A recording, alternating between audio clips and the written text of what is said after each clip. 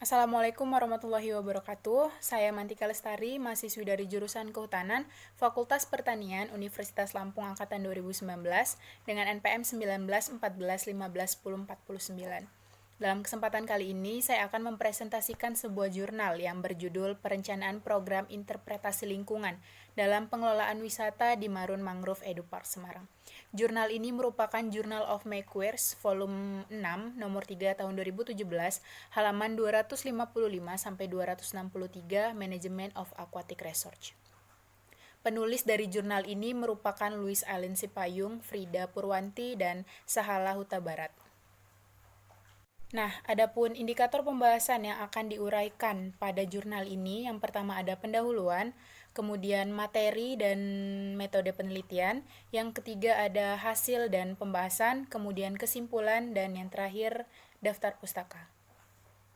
Jelaskan bahwa ekosistem hutan mangrove merupakan ekosistem utama dalam mendukung kehidupan di wilayah pesisir dan sangat khas karena terdapat di daerah estuarian yang secara teratur digenangi air laut dan dipengaruhi pasang surut dengan kondisi tanah lumpur berpasir yang dipengaruhi oleh kadar garam atau salinitas.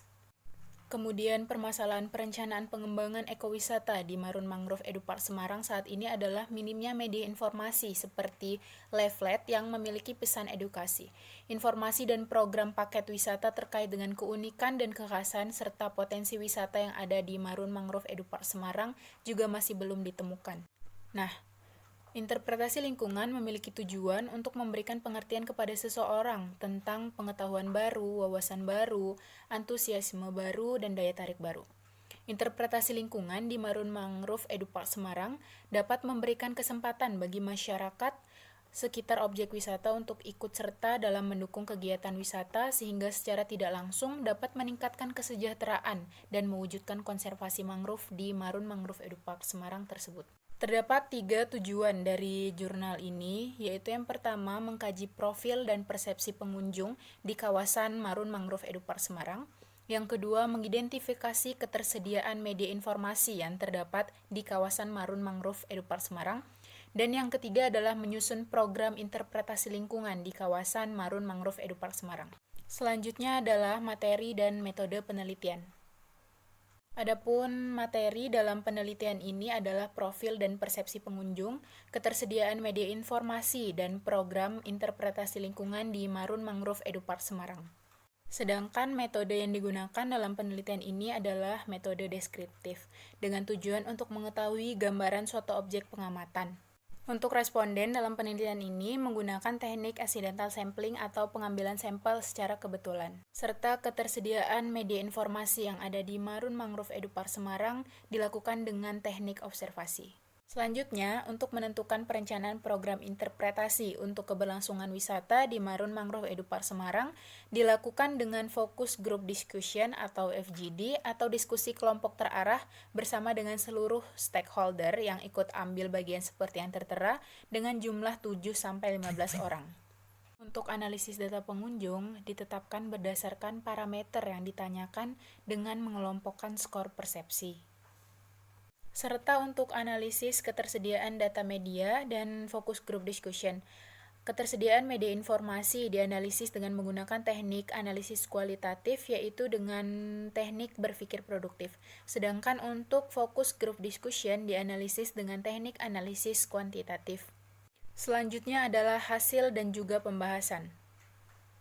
Berdasarkan jurnal ini, dapat dituliskan hasil yang pertama adalah bentuk kerjasama yang dijalankan adalah membina dan mendampingi kelompok petani tambak atau disebut metal atau mekar tani lindung dalam mengelola kawasan Marun Mangrove Edupark Semarang menjadi kawasan ekowisata karena pendapatan petani tambak menurun sebesar 75% akibat dari reklamasi di Pantai Marun pada tahun 2013. Dan juga kelompok metal ini akan menikmati hasil dari interpretasi terhadap upaya menjadi interpreter atau pemandu wisata melalui pelaksanaan program interpretasi. Selain itu, kelompok metal akan berkontribusi dalam upaya konservasi dan pelestarian sumber daya alam di Marun Mangrove Edupark Semarang. Disebutkan juga informasi bahwa sarana transportasi umum tidak tersedia di kawasan ini, karena kawasan ini merupakan kawasan bebas terbatas. Pengunjung hanya bisa datang menggunakan kendaraan pribadi mereka seperti mobil maupun motor. Nah, ini merupakan tabel 2 untuk profil pengunjung di Marun Mangrove Edupark Semarang pada Februari 2017. Berdasarkan tabel di atas, pengunjung yang datang ke Marun Mangrove Edupark Semarang didominasi oleh kelompok umur 15-24 tahun dengan presentase sebesar 68%.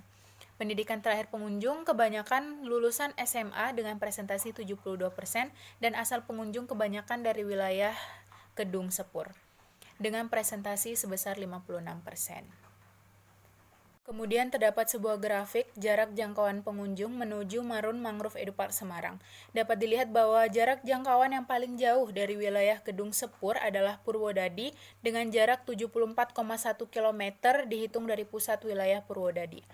Serta jarak jangkauan yang paling dekat adalah dari pusat kota Semarang dengan jarak 9,5 km. Selanjutnya hasil dari sumber informasi, pola kunjungan, dan motivasi kunjungan. Nah, berdasarkan hasil wawancara dengan responden pengunjung Marun Mangrove Edupark Semarang, sebanyak 50 responden, diketahui bahwa sebagian besar pengunjung mendapatkan sumber informasi mengenai kawasan Marun Mangrove Edupark Semarang ini melalui media sosial dengan presentasi 54%. Selain itu, ada sekitar 38 responden pengunjung mendapatkan informasi mengenai kawasan Marun Mangrove Edupark Semarang melalui cerita dari teman atau keluarga. Sedangkan sisanya yaitu 8% pengunjung mendapatkan informasi secara tidak sengaja atau kebetulan mereka melewati jalur menuju Pantai Marun. Sedangkan untuk motivasi kunjungan diketahui sebanyak 36% pengunjung mengunjungi kawasan Marun Mangrove Edupark Semarang ini untuk tujuan rekreasi. Biasanya mereka membutuhkan waktu 1-3 jam. Pengunjung ini merupakan pengunjung yang biasanya rutin melakukan rekreasi atau perjalanan wisata, serta terdapat 32 pengunjung yang ingin melihat mangrove dan waktu yang mereka butuhkan juga berkisar antara 1-3 jam. Pengunjung yang ingin melihat mangrove mengindikasikan bahwa pengunjung memiliki rasa keingintahuan yang besar terhadap mangrove. Serta terdapat 16% pengunjung mengunjungi kawasan Mangrove Edupark Semarang ini untuk fotografi. Pengunjung ini kebanyakan menghabiskan waktunya lebih dari 3 jam. Dan sisanya 16% pengunjung datang ke kawasan Marun Mangrove Edupark Semarang ini untuk kegiatan pendidikan, menanam mangrove, survei tempat-tempat wisata, dan lain sebagainya. Selanjutnya adalah persepsi pengunjung. Jadi, persepsi adalah pengalaman tentang objek, peristiwa, atau hubungan-hubungan yang diperoleh dengan menyimpulkan informasi dan menafsirkan pesan. Dapat dilihat di sini terdapat beberapa diagram, yaitu diagram tentang informasi potensi wisata di Marun Mangrove Edupark Semarang, dan juga diagram bentuk informasi yang dibutuhkan pengunjung dalam berwisata di Marun Mangrove Edupark Semarang. Serta terdapat sebuah tabel parameter pengamatan untuk penilaian pengunjung terhadap nilai penting wisata di Marun Mangrove Edupark Semarang. Nah, pada hasilan pembahasan juga akan dibahas mengenai perencanaan program interpretasi di Marun Mangrove Edupark Semarang yang dimulai dengan acara FGD atau Focus Group Discussion oleh seluruh stakeholder yang ikut ambil bagian. Hal mendasar yang dibahas adalah menjelaskan kepada pihak pengelola, pembina, dan konsultan mengenai hasil penelitian selama 1 bulan terhadap pengunjung di Marun Mangrove Edupark Semarang tentang persepsi terhadap fasilitas interpretasi. Dapat dilihat di sini ada tabel 4 mengenai roadmap pengembangan wisata di Marun Mangrove Edupark Semarang pada tahun 2015 sampai 2020. Hasil penelitian tersebut di atas akan dikembalikan ke pihak pengelola dalam merencanakan program interpretasi lingkungan di Marun Mangrove Edupark Semarang tersebut. Baiklah, selanjutnya adalah kesimpulan. Berdasarkan jurnal ini dapat ditarik beberapa kesimpulan. Yang pertama, profil pengunjung umumnya adalah pemuda berusia 15-24 tahun dengan pola kunjungan kebanyakan kolektif atau rombongan. Pengunjung kebanyakan berasal dari Semarang Kota atau Kabupaten dan motivasi pengunjung kebanyakan untuk berekreasi.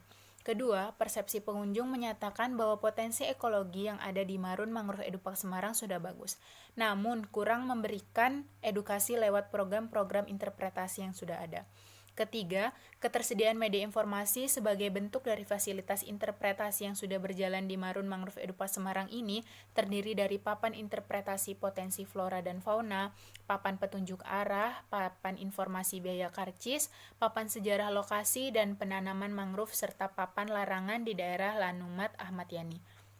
Dan yang terakhir adalah program interpretasi lingkungan yang akan dikembangkan di Marun Mangrove Edupa Semarang ini adalah menyediakan jasa pemandu wisata atau tour guide yang berkompeten dan mengupgrade fasilitas interpretasi yang sudah berjalan yang sudah tercantum dalam roadmap pengembangan wisata di Marun Mangrove Edupa Semarang tersebut. Nah, ini merupakan sumber ataupun daftar pustaka yang digunakan di dalam Jurnal Perencanaan Program Interpretasi Lingkungan dalam pengelolaan wisata di Marun Mangrove Edupark Semarang.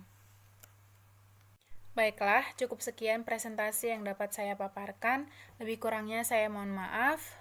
Semoga informasi yang saya berikan dapat bermanfaat. Wassalamualaikum warahmatullahi wabarakatuh.